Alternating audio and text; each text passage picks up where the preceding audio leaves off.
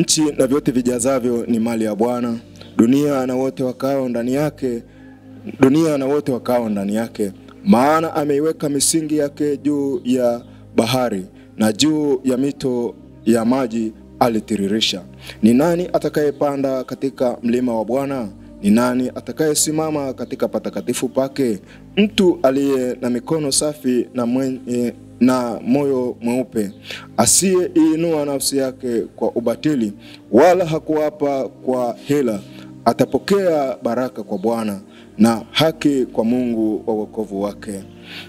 Hiki ndicho kizazi cha wamtafutao, wakutafutao uso wako, Mungu wa Yakobo.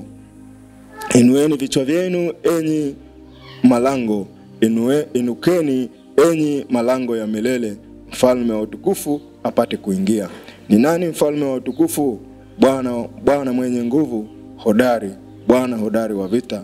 Inueni vichwa vyenu enyi malango, naam, viinueni enyi malango ya milele, mfalme wa utukufu apate kuingia. Ni nani huyu mfalme wa utukufu? Bwana wa majeshi, yeye ndiye mfalme wa utukufu. Amen. Mwingine endelee. Karibu.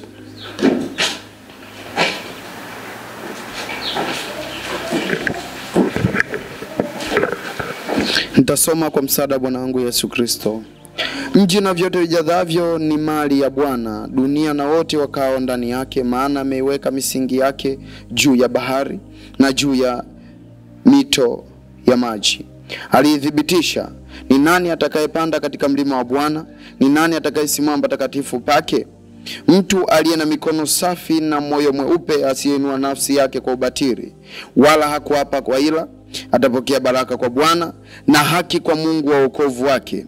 Hiki ndicho kizazi cha wamtafutao, wakutafutao uso wako, Mungu wa Yakobo. Inueni vichwa vyenu enyi malango, inukeni enyi malango ya milele, mfalme wa utukufu apate kuingia.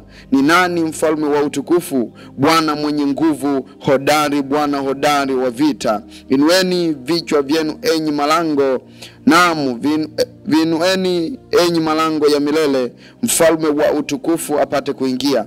Ni nani huyu mfalme wa utukufu? Bwana wa majeshi, yeye ndiye mfalme wa utukufu. Amina. Nami ninaenda kusoma kwa uwezo wa Roho Mtakatifu. Maandiko ya Mungu yanasema kwenye hii Mithali 24, usiwahusudu watu waovu, wala usitamani kuwa pamoja nao. Anasema hivyo Mungu ya kwamba usiwahusudu watu waovu, wala usitamani kuwa pamoja nao. Ama anamaanisha kwamba kuna watu ambao ni waovu, kuna watu ambao ni waovu, wala usitamani kuwa pamoja nao. Hao watu ambao ni waovu, kuna watu ambao ni waovu. Nikizungumzia waovu, wewe ambaye uko hapa unaelewa tu watu ambao ni waovu kwamba ni watu wa namna gani. Maandiko yanasema, na ni Mungu mwenyewe anatuambia ya kwamba usiwahusudu watu waovu, wala usitamani kuwa pamoja nao, kwa maana moyo wao hufikiri dhuluma, na midomo yao huongea madhara. Anakuambia hivyo Mungu ya kwamba kwa maana mioyo yao hufikiri tu mabaya, hufikiri dhuluma, na midomo yao huongea madhara.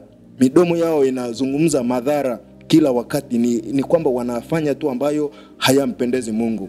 Nyumba hujengwa kwa hekima, na kwa ufahamu huthibitika. Nyumba hujengwa kwa hekima, nyumba hujengwa kwa hekima. Bwana Yesu apewe sifa. Anasema nyumba hufanya nini? Hujengwa kwa hekima. Sio nyumba hizi za matofali, hapana. Nyumba ni huo mwili wako, unaimarishwa kwa nini? Kwa hekima. Ndio maana huku juu anakuambia tusitamani usitamani kuwa pamoja na hao watu ambao wanafanya nini? Kwa sababu ni kwamba hao watu ukiwa nao watasababisha huo mwili hautakaa vizuri. Tuzungumzie nini? Mtu ambaye anakunywa hizi pombe za sungura, wenyewe anafanya hivi. Akifika dukani anakuambia vipi vile vichupa vimechorwa sungura, masikio yake hapo. Sasa mtu ambaye ana drink ile, huwa yani ni kwamba afya yake namna ilivyo haipo sawa na ya wewe ambaye hutumii vitu kama hivyo. Bwana Yesu apewe sifa. Mtu ambaye anavuta sigara, yani ukimwangalia tu kabla hata hujamsogelea, unajua tu moja kwa moja huyu mtu. Kwanza akishakuwa mtu anavuta sigara, sura yake inakomaa. Unaona hiyo? Sura yake inakomaa. Nakwambia ukweli. Na ndio maana unakuta leo hichi tunachokifanya hapa, ukisimama tu mahali unasikia bwana wewe mchungaji. Bwana wewe mchungaji. Unafikiria sasa huyu mtu mimi sijamwambia kwamba mimi nahusika kule madhabahuni. Hii habari ya mimi kuwa mchungaji amejuaje? Sina kiashiria chochote. Amejuaje? Ni sawa na hivyo ambavyo wewe hapo ambaye unamtumikia Mungu, leo hii ukisimama mahali hivi ukiwa na mtu ambaye anakunywa pombe, anavuta sigara, yani wala hata huulizi, majibu yako kweupe kabisa. Bwana Yesu apewe sifa. Leo hii tuondoke tu hapa, tufike pale nyumbani kwangu, unione mimi na wadogo zangu. Sio kwamba nawasema vibaya, hapana, mimi nasema tu vizuri, kwa sababu ni kwamba hata nikificha ni kitu ambacho kipo. Kesho na kesho kutwa tunafika wote pamoja pale. Yani utaniambia tu mtumishi Msolo, hujaniambia tu, lakini hawa jamaa bwana hawa wanavuta, hawa wanakunywa. Bwana Yesu apewe sifa. Yani matendo mazuri yanakutambulisha kwenye jamii ambayo uko nayo. Yale unayoyafanya yani yanakutambulisha kabisa. Yanakutambulisha kabisa. Sasa ndio maana unakuta kuna mahali kule kwenye Mathayo kama sikosei, anasema taa haiwashwi ikawekwa mvunguni. Taa inawashwa inawekwa juu. Naona hiyo. Kuna sehemu ile akasema chumvi ikishaharibika utafanya nini mpaka ikolee? Kazi yake sasa ni kumwagwa hapo chini, watu wanakanyaga. Anamaanisha nini? Kwamba sisi ndio taa. Tunatakiwa tusimame, tuangaze huko na huko. Bwana Yesu apewe sifa. Yani sisi ndio kioo. Watu ambao wanatuzunguka wanatuangalia. Huyu mtu ni mtumishi wa Mungu. Huyu mtu kweli ni mtumishi wa Mungu. Lakini matendo yake mbona hayaendani na huyo Mungu mwenyewe anavyozungumziwa? Kwa sababu Mungu ni mtu wa amani, Mungu ni mtu wa upendo, Mungu ni mtu mnyenyekevu. Mbona sasa huyu mtu yeye sio mnyenyekevu? Mbona huyu mtu anayoyaishi sio hayo anayoyafanya? Bwana Yesu apewe sifa. Sasa sisi ni watu wa Mungu. Kiukweli Mungu anachokipenda kwetu sisi ni kwamba sisi tunatakiwa tufuate nyendo zake yeye Yesu Kristo. Tufanane na yeye vile namna alivyofanana. Bwana Yesu apewe sifa. Ndivyo anavyosema. Niliishia mstari wa ngapi vile? Anasema na kwa maarifa ya nyumba yake hujazwa vitu vyote vya thamani. Kwa maarifa unasikia hapo anavyosema kwa maarifa vyumba vyake hujazwa vitu vyote vya thamani na vya kupendeza. Mwanzoni nimesema ya kwamba nyumba ni huu mwili tulio nao. Amen. Nyumba tunayozungumzia ni huu mwili tulio nao. Anakuambia na kwa maarifa vyumba vyake vitu vyote vya thamani, anasema na kwa maarifa vyumba vyake hujazwa vitu vyote vya thamani na vya kupendeza. Yaani ndani mwako kunajazwa vitu ambavyo ni vya thamani na vya kupendeza. Yaani muonekano wako wewe unakuwa uko vizuri. Vitu ambavyo vinatoka kwako ndani kwenye kinywa chako ni vizuri kabisa. Yaani unayoyazungumza kwa wenzio na yatakayokuwa yanaonekana ni vitu ambavyo vinaonekana kwamba ni vya thamani. Mimi nimezungumza kitu ambacho kimekuwa ni kizuri. Yaani kwa vyovyote vile utakiona kwamba huyu mtu kazungumza kitu cha thamani, kazungumza kitu kizuri. Bwana Yesu apewe sifa. Amezungumza kitu kizuri ambacho kimeleta kwangu faida, kimeleta kwangu manufaa. Mtu mwenye hekima ana nguvu. Naam, mtu wa maarifa huongeza uwezo. Mtu mwenye hekima ana nguvu. Mtu mwenye hekima ana nguvu. Hekima ni kitu cha namna gani? Bwana Yesu apewe sifa. Hasa hapa kwenye hekima. Hapa kwenye hekima ndio mahali ambapo wengi sana watumishi wa Mungu, yani unaweza ukawa unasimama hapa unazungumza vizuri sana na waumini, lakini hapo tu kwenye hekima, hapo kama umeikosa hekima basi umekosa vyote. Ndio maana unakuta yule mfalme yeye Mungu alimkubali sana, pamoja na kwamba kila mmoja ana mapungufu yake, lakini Suleimani hakutaka utajiri, hakutaka nini. Akamwambia tu Mungu, kiukweli hapa nilipo mimi ninahitaji unipe hekima. Kwa hiyo tunachopaswa kukiomba sisi wanadamu tunaoishi hivi leo, kama unataka uishi maisha mazuri ambayo Mungu atayafurahia, ni kwamba kama unajichunguza ndani mwako hakuna hekima, hebu mwambie Mungu, mimi ninaomba hekima. Maana Mungu akamwambia Suleimani, yani ulivyotaka wewe hizo hekima, basi nitakupa na vingine vyote ambavyo huko mwanzo hao wafalme waliowahi kuwepo katika hii nchi hawakuwa navyo. Na huko tunako kwenda huko tuendako hawata kuwepo watu kama hao. Na ni kweli ilikuwa hivyo hivyo. Bwana Yesu apewe sifa.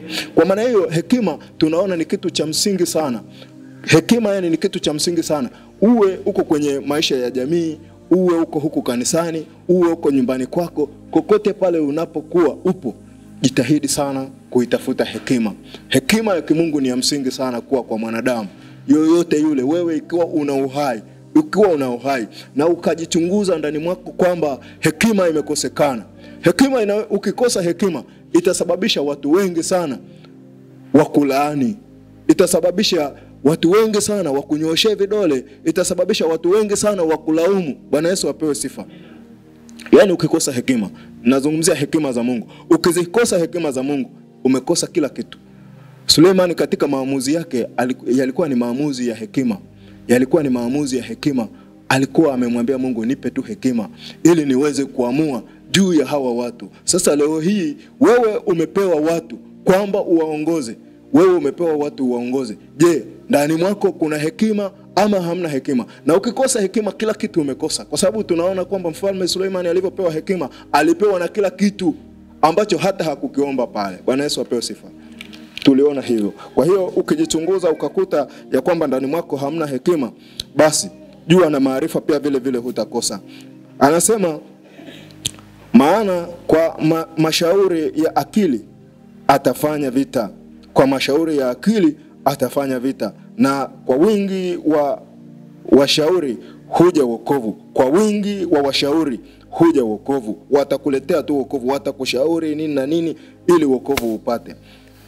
Kwa mpumbavu hekima haipatikani. Unasikia hapo anavyosema Kwa mpumbavu hekima haipatikani. Hafumbui kinywa chake langoni. Mtu afikiriaye kutenda maovu, watu watamuita mtundu. Mtu afikiriaye kutenda maovu, watu watafanya nini? Watamuita mtundu. Fikra za mpumbavu ni dhambi. Yeye aipimaye mioyo siye afahamuye? Naye ailindaye nafsi yako siye aujuaye? Je, hutamlipa kila mtu sawasawa na kazi yake? Ni Mungu hivyo anavyotuambia, mwanangu, ule asali kwa maana ni njema, na sega la asali lililo tamu ulionjapo. Basi utaijua hekima kwa kuwa tamu kwa nafsi yako, ikiwa umekwisha kuiona. Unaona hapa kwenye mstari wa 14 anavyozungumza, anakuambia basi utajua hekima kuwa ni tamu kwa nafsi yako, ikiwa umekwisha kuiona. Ndipo utakapofuata thawabu, wala tumaini lako halitabatilika. Bwana Yesu apewe sifa. Tunafuatilia hapo hekima ni ya muhimu sana. Ewe mtu mbaya, usiavizie makao yake mwenye haki, wala usipaharibu mahali pake pa kupumzika. Kwa maana mwenye haki huanguka mara 7 akaondoka tena. Mwenye haki huyo. Ndio maana Mungu anadiriki kukwambia kwamba mwenye haki wake hawezi kupotea. Ndio maana hapa kwenye hii mithali anatuambia kwenye mstari wa 16 anatuambia, kwa maana mwenye haki mara 7 ataanguka, lakini ataondoka tena, bali wasio haki hukwazwa na mabaya. Usifurahi adui yako angukapo, wala moyo wako usishangilie ajikwaapo. Bwana Yesu apewe sifa. Bwana Yesu asifiwe. Tunaona hapa jamani namna Mungu anavyotuambia ni maisha ambayo tunayaishi hivi leo. Maisha ambayo tunayaishi hivi leo. Anakuambia usifurahi. Ni wangapi ambao huwa wanafurahi? Wanafurahi, mimi nimeanguka. Mimi nimeanguka. Jamani, Mungu sijui kwa nini ameniambia nisome hapa. Lakini tunakutana na vitu ambavyo tunaviishi. Bwana Yesu apewe sifa. Yaani kwamba mimi nikianguka, mimi nikaharibikiwa, kuna watu mioyo yao ndio inafurahi sana. Yaani mioyo ndio hapo inafurahi sana. Mimi nimeharibikiwa au fulani ameharibikiwa. Mtu anafurahi, anashangilia kabisa. Unaona hiyo? Yaani mimi nimemwambia jamani, sijaja na hili neno, ni la Mungu.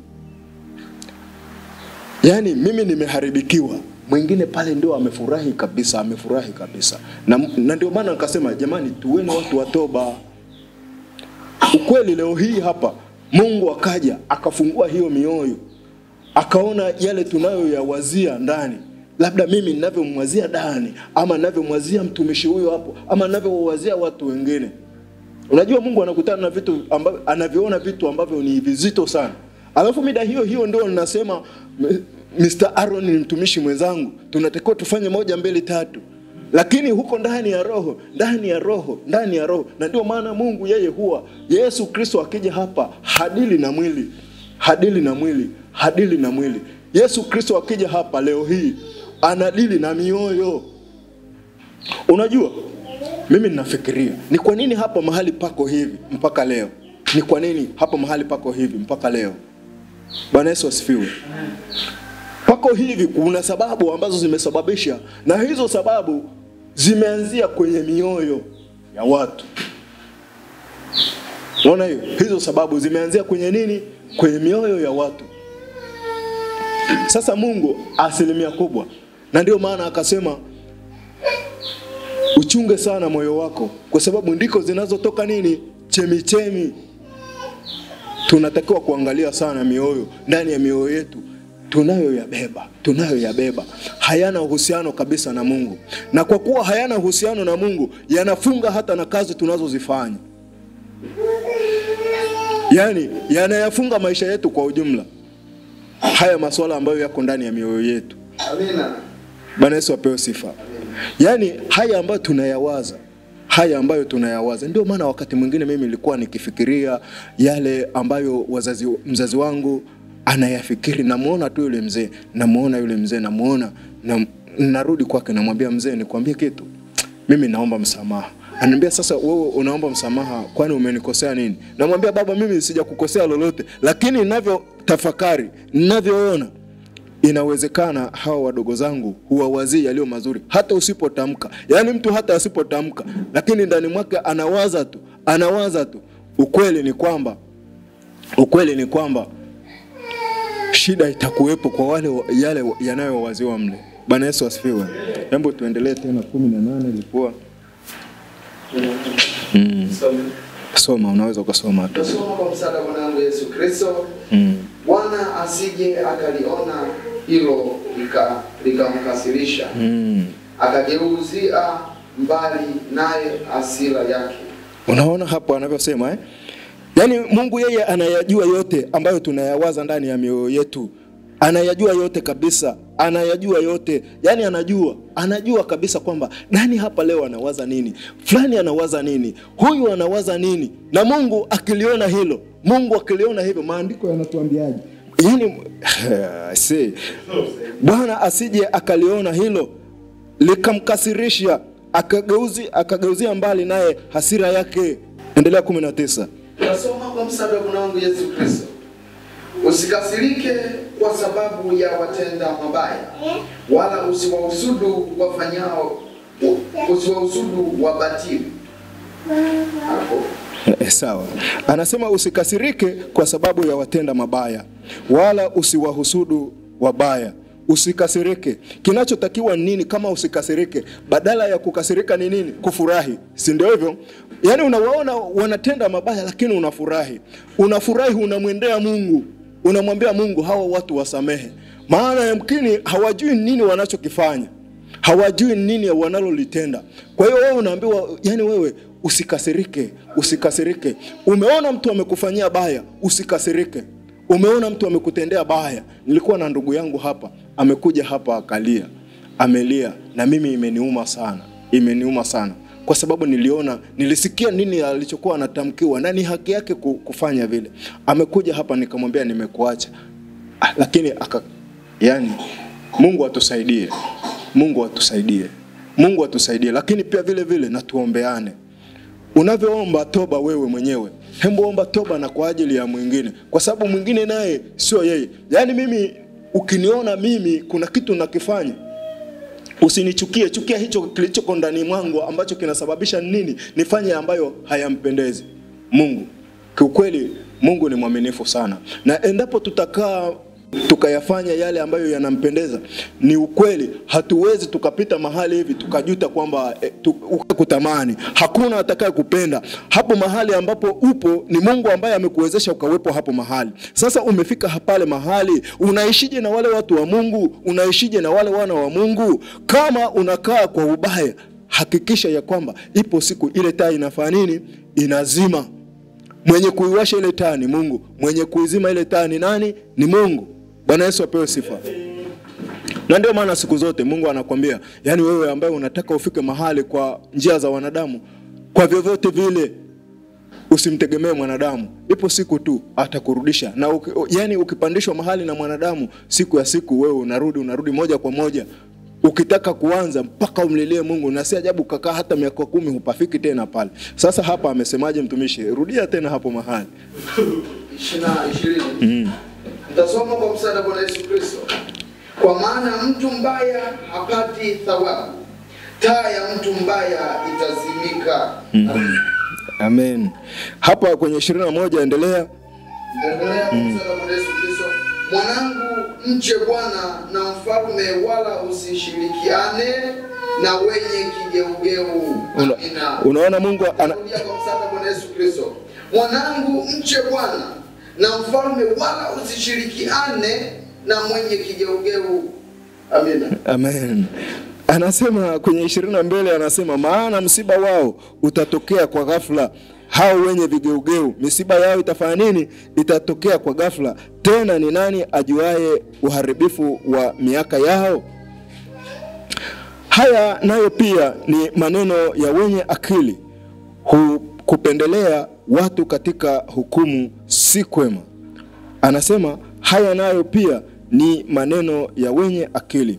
Kupendelea watu katika hukumu si kwema. Yani sio kuzuri kupendelea watu kwenye nini? Kwenye hukumu. Sio jambo zuri. Amwambiaye mtu mwovu, wewe una haki, kabila za watu watamlaani, taifa watamchukia. Bali kwao wakemeao furaha itakuwako, na baraka ya kufanikiwa itawajilia. Bali kwa wao wakemeao furaha itakuwako, na baraka ya kufanikiwa itakuwako. Usimshuhudie jirani yako pasipo sababu, wala usidanganye kwa midomo yako. Usimshuhudie jirani yako pasipo sababu. Jirani yako ni nani? Unaweza ukafikiria kwamba jirani yako ni nani, ambaye hapa sasa Mungu anakuambia usimshuhudie jirani yako pasipo sababu. Pasipo sababu. Yani wakati mwingine kule huko majumbani tunakoishi kuna majirani ambao wanatuzunguka. Lakini tukiwa kwa mfano huku kanisani, majirani ni mimi na wewe hapa tulivyo. Huyo ndio jirani. Bwana Yesu apewe sifa. Sasa tunatakiwa tujichunge sana hapo mahali.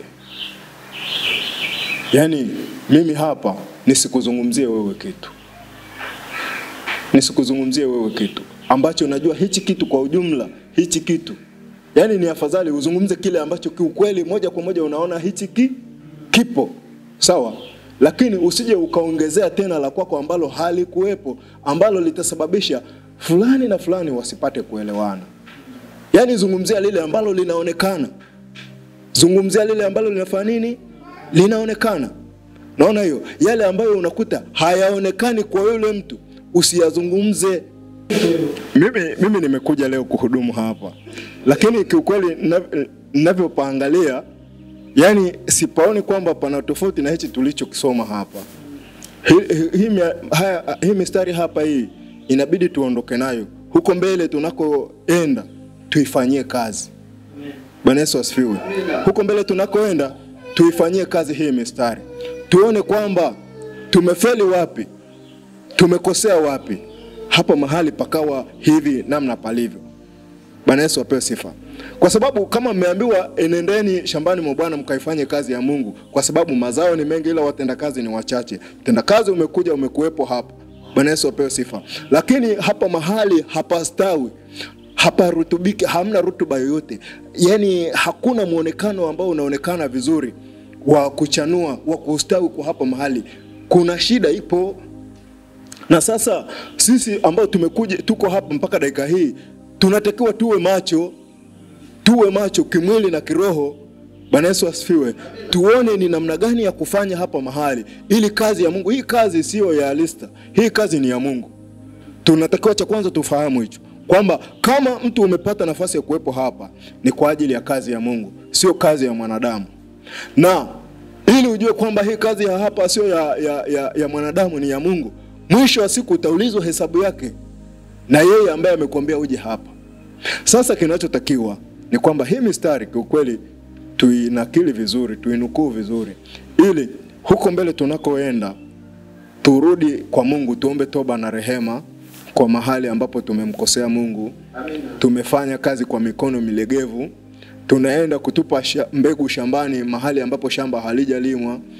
Sasa zile mbegu zinaota, hazioti kwa kustawi, zinanyonywa na yale majani, zinaota huku ni nyembamba, zimenyongea kwa sababu nguvu inachukuliwa na nini?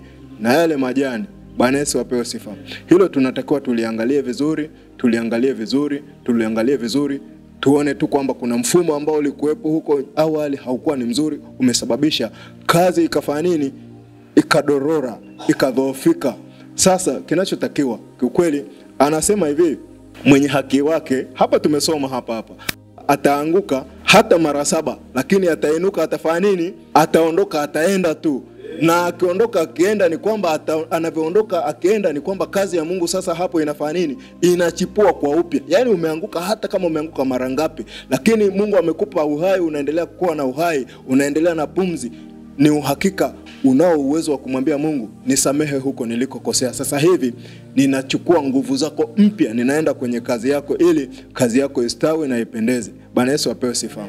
Bwana Yesu apewe sifa. Maandiko ya Mungu yanasema, akaniambia mwanadamu, yani ananiambia mimi, anakuambia na wewe, kwa sababu kila mmoja aliyeko mahali hapa ni mtumishi wa Mungu. Anaongea na sisi wote kwa ujumla. Anasema, simama kwa miguu yako, nami nitasema nawe. Yani atasema na sisi kwa ujumla. Naye aliposema nami, roho ikaniingia. Yani unapokuwa na utayari wa kumsikiliza Mungu, ukafuata anavyokueleza, kwa vyovyote vile kuna roho ya Mungu itafanya nini? Itaingia ndani mwako. Na ile roho itakapoingia ndani mwako itakupa maelekezo. Ni nini cha kufanya, ni nini ambacho sio cha kufanya. Sasa hapa anakuambia kabisa, anakuambia wewe usimame kwa miguu yako,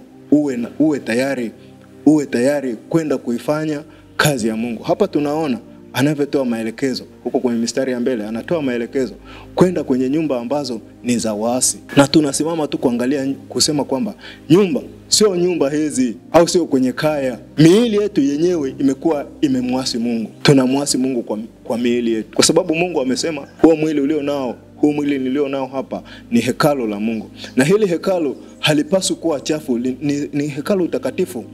Kwa maana hiyo, ukiwa una matabia ambayo hayampendezi Mungu, tayari umeshalichafua hilo hekalu. Ukiwa na matabia ambayo hayampendezi Mungu, ukiwa na viburi, ukiwa na vinyongo, ukiwa na mtu wa kulipiza visasi, yani wewe hapo tayari umemwasi Mungu. Sasa hapa Mungu anasemaje?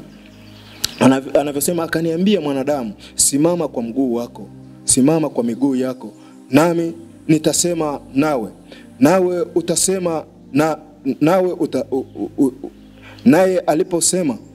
Naye aliposema nami, roho ikaniingia, ikanisimamisha. Nikamsikia yeye aliyesema nami, akaniambia, mwanadamu, nakutuma kwa wana wa Israeli.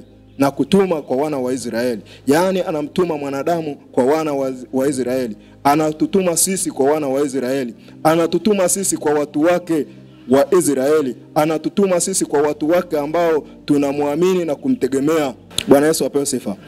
Kwa mataifa wanaoasi, kwa mataifa ambao wameasi, kwa watu walioasi. Anasema walioniasi mimi, wao na baba zao wamekosa juu yangu. Wao na baba zao wamekosa juu ya Mungu. Naam, hata hivi leo. Na wana hao wana nyuso zisizo na haya. Wote tunaelewa nyuso ambazo hazina haya. Unajua mtu ambaye hana haya, mtu ambaye hana haya, mtu ambaye hana aibu. Bwana Yesu apewe sifa. Mtu ambaye hana aibu, yani ni watu ambao anakutana na mtumishi wa Mungu. Anakutana na mtumishi wa Mungu, lakini yule mtu hana haya. Anakutana na viongozi, anakutana na watu wakubwa, lakini yule mtu hana haya. Yule mtu anaambiwa lakini hayaambiliki. Yule mtu anakemewa lakini hakemeleki. Yule mtu anaambiwa fanya hivi na hivi lakini hataki kusikia.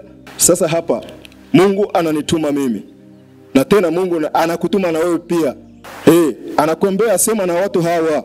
Mstari wa 5 anasema nao kwamba watasikia au kwamba hawataki kusikia, maana ndio nyumba ya kuasi hao. Hata hivyo watajua ya kuwa nabii amekuwako miongoni mwao. Na wewe mwanadamu usiwaogope hao. Mwanadamu unaambiwa usiwaogope hao, wala usiyaogope maneno yao. Kwamba wakati mwingine unaweza ukafika kwenye huduma kama anavyoagiza Mungu hapa ya kwamba tuende kwenye huduma, na ukifika kule wale watu watakupa maneno makali. Wale watu watakutisha wanavyoweza kukutisha. Bwana Yesu apewe sifa. Watakutisha wanavyoweza kukutisha, lakini Mungu anakuambia kama mimi nimekutuma pale, umefika pale, sema yaliyo ya nini? Ya ukweli ambayo mimi nimekuagiza. Usije ukawaogopa. Usije ukaogopa ubabe wao. Usije ukaogopa vitisho vyao, kwa sababu ni kwamba hivyo kwa vyovyote vile vitafanya vitatokea. Tunaona tu moja kwa moja tumishidani hapa anasema yeye ni mwinjilisti, na ni kweli ni mwinjilisti. Anaenda kwenye nyumba kwa nyumba. Anaenda kwenye ibada za nyumba kwa nyumba, na akifika kule kwenye ibada za nyumba kwa nyumba kule anakutana nazo changamoto. Kuna ambao wanaupokea ujumbe na kuna ambao hawaupokea ujumbe. Na Mungu ametoa maelekezo yake kwamba hao watu bwana, kama endapo watakataa ukiwaelekeza, basi wewe kunguta tu miguu yako, mavumbi ya uachie hapo, alafu ondoka. Uone sasa hapo baadaye kiberiti kitakavyowaka pale. Bwana Yesu apewe sifa. Hata kule Ninawi, Yona alitumwa kule kupeleka ule ujumbe, na ule ujumbe ulikuwa ni wa baraka kwa wale watu. Bwana Yesu apewe sifa. Ule ujumbe ulikuwa ni wa baraka kwa wale watu, kwa sababu wale watu walipata kuelewa nini ambacho nabii amefanya amekileta pale. Lakini kwa mfano kule Sodoma na Gomora, watumishi walifika pale. Walipofika pale, ujumbe haukupokelewa wala hawakutaka kuelewa kwamba ni nini ambacho kinafanya kinaelezewa hapa. Na tunaona ni nini baada ya wale watu kuasi kilichoendelea pale. Bwana Yesu apewe sifa. Ni nini kilichotokea pale baada ya wale watu kuasi? Mungu aliwasha moto wake pale. Mpaka leo hii historia ya pale sio nzuri. Bwana Yesu asifiwe. Pale inawezekana labda kwa waliosoma Biblia zaidi na zaidi, kuna kizazi ambacho kipo mpaka leo. Pale Sodoma hapana kizazi. Mungu alikifuta kabisa. Tunaona waasi namna Mungu anavyofanya. Ni kwamba akishaona kwamba hao watu ni wakaidi, akisha kuona ya kwamba wewe ni mkaidi, akisha kuona wewe ni mkaidi. Tumeona pale kwenye ile methali. Bwana Yesu apewe sifa. Tumeona pale kwenye ile methali kwamba akishaona kwamba wewe ni mkaidi, hiyo taa ambayo inawaka ndani mwako ataizima moja kwa moja. Tunaona moja kwa moja kwamba kama ni mahali ambapo wanaonywa na Mungu kwamba hayo mnayoyafanya hayapendezi, hayafai, mkisha kaidi, Mungu anachokifanya ni adhabu. Bwana Yesu apewe sifa. Na ile adhabu ni ya namna gani? Mungu mwenyewe ana adhabu zake na hapangiwi. Yeye akiamua kwamba hapa nafanya hivi anafanya. Na ndio maana tunatakiwa kulisikiliza hili neno na kulifuata namna akishakwambia bwana, hii nyumba yangu usifanye kwamba ni nyumba ya biashara. Hii nyumba yangu usifanye kwamba ni nyumba ya unyang'anyi. Hii nyumba usifanye kwamba ni nyumba ya zinaa. Hii nyumba usifanye kwamba ni nyumba ya majigambo, ya majivuno. Hii nyumba usifanye kwamba ni nyumba ambayo ya matukano. Akishakuonya, onyeka. Kubali kusikia. Kwa sababu kuangamiza kwa Mungu sio kuzuri. Tulishuhudia kipindi cha katikati pale. Watu wa Brazili walikuwa na miungu mingine ambayo waliamua kabisa waifanyie sherehe. na walivyoamua kuifanyia sherehe, wamefanya sherehe kama leo, kesho Mungu naye anakuja sasa kuambia, yani kweli mimi ambaye nimewaumba kwa mfano wangu na kwa sura yangu, leo hii mnakuwa na miungu mingine ndio mnaoifanya kwamba ndio miungu, mnaifanyia sherehe, mnaitolea sadaka. Unajua wale watu walichukua lile sanamu wakalipandisha juu ya magari, wanalizungusha kwenye mji, na Mungu alifanya tetemeko pale, alipeleka moto, maji yalikuwa ni makubwa sana, kwa sababu ni kwamba nilivyoona kwenye TV niliona maji yanakuja kutoka huko juu. Milima ile ni milima mirefu, lakini yale maji yanakuja yanapiga ile milima, yanafika kwenye mji. Yakifika kwenye mji kuna magorofa ni makubwa yamejengwa, ni magorofa marefu, lakini yale magorofa yanapigwa, yanaanguka, yanateketea moja kwa moja. Bwana Yesu asifiwe. Sasa hapo tunaona kwamba Mungu ni mwenye wivu. Mungu akishakwambia sitaki miungu mingine, elewa ya kwamba mimi sitaki miungu mingine. Ndicho anachokitaka.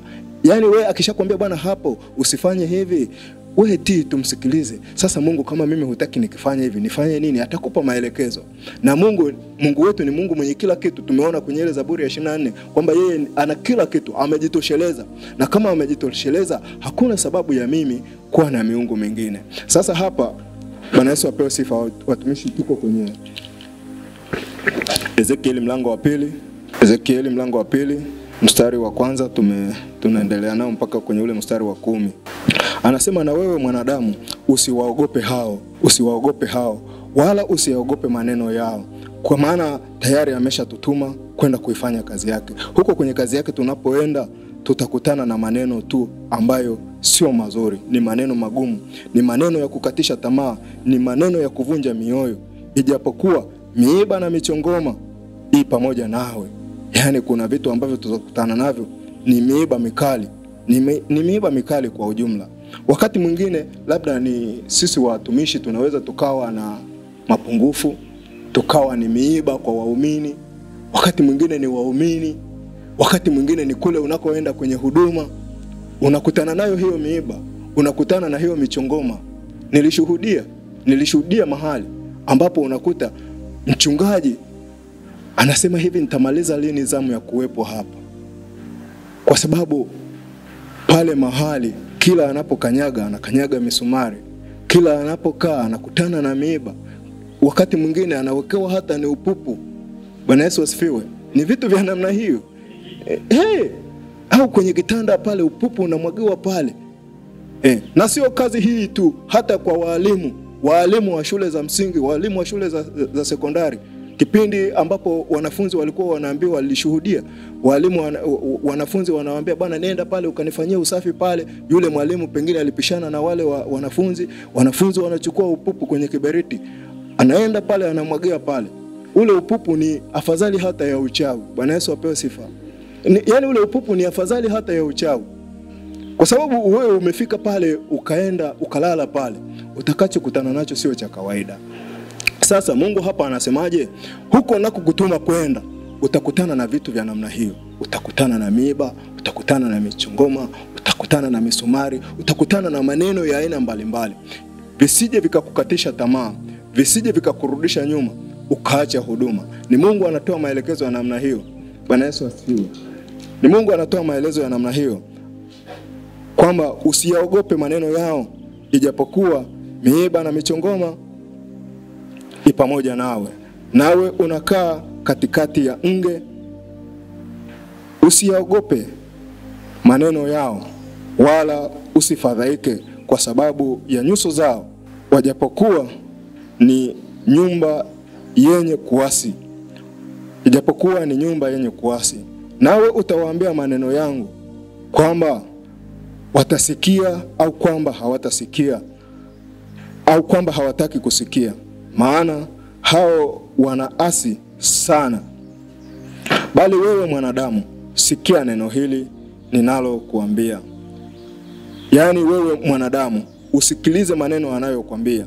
Usikilize kwa makini haya maagizo anayokuambia, ya kwamba wewe uende tu huko, kuwa mnyenyekevu, kuwa mwaminifu kwa yeye, mwambie yeye mwenyewe ndio akufanye nini, akutie nguvu, akuwezeshe. Kwa sababu kazi hii hapa mwanzoni nilisema kwamba kiukweli nimekuja hapa au wewe umekuja hapa, hii kazi ambayo tunakuja kuifanya hapa sio kazi ya mtumishi Alesta, ni kazi ya Mungu, sio kazi ya mwanadamu.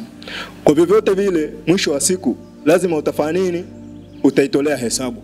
Tuliona pale wakati tunasoma ile methali ya kwamba kilichotuleta hapa ni kusababisha kazi ya Mungu ifanye nini? Istawi. Sasa kwa nini kazi ya Mungu isistawi? Ni kwa nini kazi ya Mungu isionekane kwamba kweli hapa mahali kuna watu ambao wanamuomba Mungu kwa kumaanisha? Ni kwa nini hatumuombi Mungu kwa kumaanisha? Tukimuomba Mungu kwa kumaanisha, kuna matokeo chanya yanayotoka kwa Mungu yanaonekana tu. Yaani hapo huwezi ukauliza. Hapo huwezi ukauliza. Leo hii ukifika kule Kimara kwa yule mtumishi pale Kimara, unaona moja kwa moja huyu mtu kiukweli amevivaa viatu vyake sawa sawa, ameufunga mkanda wake sawa sawa. Kuna kitu ambacho anataka, kuna hesabu ambayo anajua moja kwa moja, hapa mimi nitaulizwa hesabu. Na kama hesabu nitaulizwa, nitamwambia nini Mungu? Wakati Mungu amenipa maarifa, Mungu amenipa akili, Mungu ameniambia ninapofika kwenye magumu mimi wala hata nisiogope. Nimwambie tu Mungu, hapa nimekutana na misumari, hapa nimekutana na miiba, hapa nimekutana na washawasha. Nifanyeje? Yeye anakupa maelekezo. Bwana Yesu apewe sifa.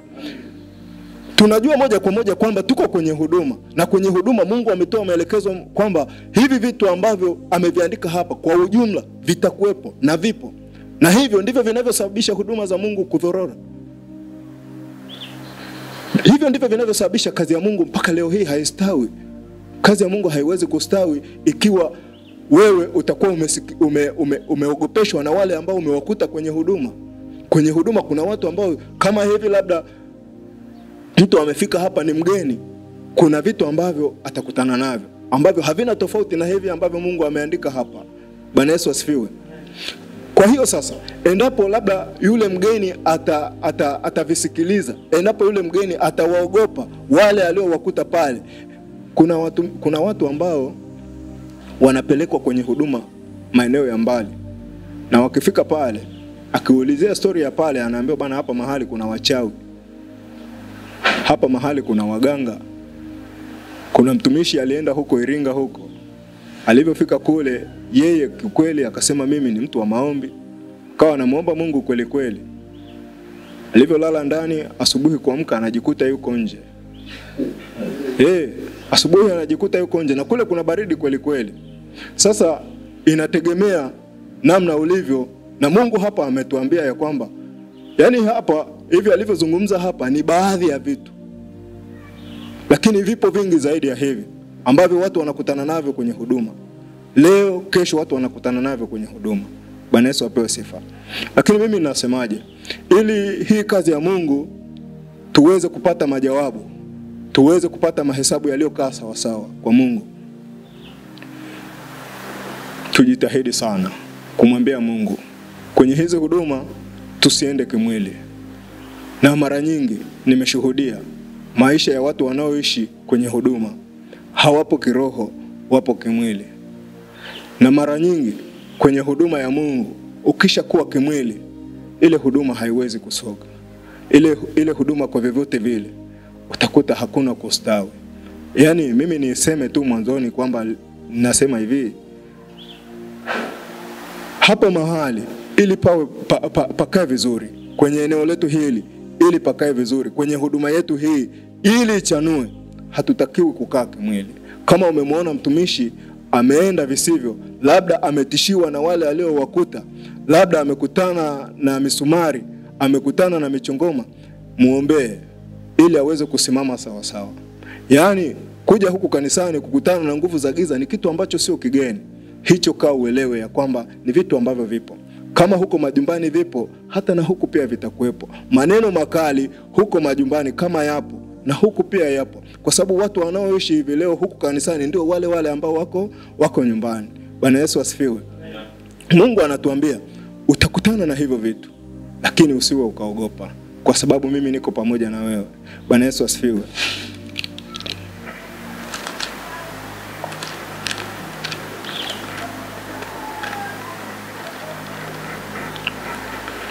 Mstari wa 8 anasema, bali wewe mwanadamu, sikia neno hili ninalokuambia. Usiwe wewe mwenye kuasi kama nyumba ile yenye kuasi. Usiwe wewe mwenye kuasi kama nyumba ile yenye kuasi. Nyumba yenye kuasi, nimesema mwanzoni, nyumba yenye kuasi, wewe unaweza ukasema labda ni nyumbani kwako, lakini sio nyumbani kwako, ni mwili wako. Huo mwili wako umekuwa ukimwasi Mungu kwa matendo yako, kwa mawazo yako, kwa kunena kwako, yaani muonekano wako namna ulivyo, unaonekana moja kwa moja tu ya kwamba wewe ni muasi. Sasa Mungu hapa anaonya kitu cha namna hiyo, kwamba usiwe mwenye kuasi kama mwenye ile nyumba ya kuasi. Funua kinywa chako ule ni kupacho. Nami nalipotazama, mkono ulinyooshwa kunielekea, na tazama, gombo la chuo lilikuwa ndani yake. Akalikunjua mbele yangu, nalo lilikuwa limeandikwa ndani na nje. Ndani yake yalikuwa yameandikwa maombolezo, vilio na ole. Ndani mwa lile gombo. Bwana Yesu apewe sifa. Yaani pale kwenye lile neno ambalo yule mtu alililishwa, akaambiwa alipeleke kule, lilikuwa limeandikwa hivi vilio na ole. Vilio na ole ni misiba. Ndio maana mwanzoni pale Mungu ananiambia zungumzia hiyo habari ya kule nani? Kule Ninawi. Na kama sio Ninawi walisikia, lakini Sodoma na Gomora hawakusikia. Ndio maana anasema hapo kinachofuatia ni vilio na ole. Ole wao waliofanya haya, ole wao walioasi. Na afadhali wakati mwingine niseme hiyo ole kuliko kilio, kwa sababu kilio ni tayari Mungu ashamaliza kazi yake hapo, ashapitisha kiberiti chake. Siku ile hapa nilizungumza nikasema kule Kariakoo kule kwenye lile gorofa liliteketea kule, lakini yale hayajatokea tu. Yanatokea kwa kusudi la Mungu. Mungu akishaamua kwamba hapa anaiweka adhabu, lakini sasa vichwa vyetu ni vigumu, shingo zetu ni ngumu. Hatutaki kumuuliza Roho Mtakatifu, hivi ni kwa sababu gani haya yametokea? Na hata hivi leo haya maandiko hapa tunayasoma hapa, tunaweza tusimuulize Roho Mtakatifu kwamba ni kwa nini haya yanazungumzika hapa. Na neno la Mungu huwa haliendi bure tu, kuna sababu. Kwa sababu yule anayeliandaa kwa vyovyote anamhusisha Roho Mtakatifu. Mungu, leo nikazungumze nini pale? Anakuambia soma hapa. Kwa maana hiyo hii haiwezi ikaja tu. Kule kwenye ile Zaburi tulipita kule. Lakini pia vile kwenye Mithali tuliona pale. Kuna ambayo tumeyaona pale na tumejifunza pale. Tunaweza tukaona kwamba ni wapi ambapo tumekwama na nini ambacho kimetukwamisha. Bwana Yesu asifiwe. Sasa hapa amesema ndani ya lile gombo kilichokuwa kimeandikwa pale ni vilio na ole. Usije ukatamani hiyo ole ikakukuta. Usije ukatamani hicho kilio kikakukuta. Hembu nyenyekea kwa Mungu. Yamkini maneno ya Mungu yamekufikia kupitia watumishi wake, hukusikiliza. Watu wamekuonya vile inavyotakiwa kukuonya, hujaonyeka. Kinachofuatia hapo ni kilio na ole. Usije ukatamani hiyo habari ikakukuta. Bwana Yesu apewe sifa. Hebu tuangalie kitabu cha Danieli 10 mstari wa 11 na wa 12. Mstari wa 11 na wa 12. Na mimi nitasoma kwa uwezo wa Yesu Kristo. Maandiko yanasema, akaniambia, Danieli, mtu upendwaye sana, fahamu maneno nikuambiayo, ukasimame kiwimawima, maana kwako nimetumwa sasa. Na aliponiambia neno hili, nilisimama nikatetemeka. Ndipo akaniambia, usiogope Danieli, kwa maana tangu siku ile ya kwanza ulipotia moyo wako ufahamu na kujinyenyekeza mbele za Mungu wako, maneno yako yalisikiwa, nami nimekuja kwa ajili ya maneno yako. Amen. Bwana Yesu apewe sifa.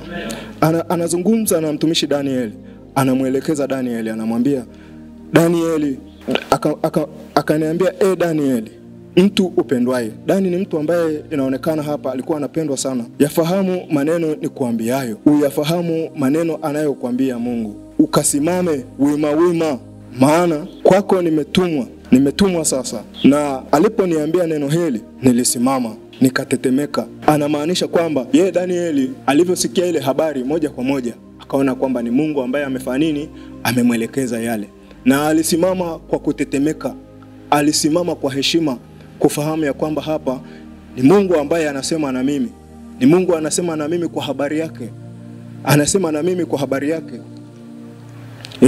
Ndipo akaniambia usiogope. Alionekana ni mwenye kuogopa, maana anasema tangu siku ya kwanza alipotia moyo wake ufahamu, na alipotia moyo wake ufahamu na kujinyenyekeza mbele za Mungu wako, maneno yake yalisikiwa. Nami nimekuja kwa ajili ya maneno yako. Amekuja kwa ajili ya maneno yako. Yani hapa anapazungumzia nini? Hapo sema amekuja kwa ajili ya maneno yake. Hebu kwenye mstari wa 13 anasema, na lakini mkuu wa ufalme wa Uajemi alinipinga siku ya 21.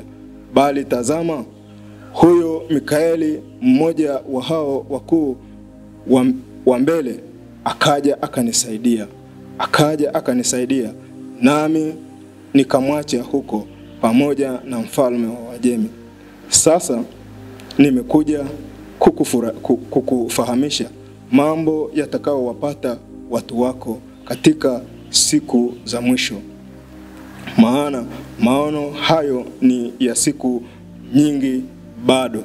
Bwana Yesu apewe sifa. Tunaona hapo ambavyo huyu mtumishi Danieli anavyoelekezwa na namna alivyojinyenyekeza kwa Mungu. Alipewa maelekezo ambayo yamekaa vizuri. Bwana Yesu asifiwe. Tuangalie Hesabu 11 mstari wa 25. Hesabu 11:25 tasoma kwa uwezo wa Yesu Kristo. Ndipo Bwana akashuka ndani ya wingu, akanena naye, akatoa sehemu ya roho iliyokuwa juu ya Musa, akaitia juu ya wale wazee 70. Ikawa roho hiyo ilipowashukia wakatabiri, lakini hawakufanya hivyo tena. Ndipo Bwana alishuka ndani ya wingu, akanena naye, akatoa sehemu ya roho iliyokuwa juu ya Musa. Alichukua sehemu ya roho iliyokuwa juu ya Musa, ama tunaweza tukasema iliyokuwa ndani ya Musa, akaitia juu ya wale wazee 70. Ikawa roho hiyo ilipowashukia wakatabiri.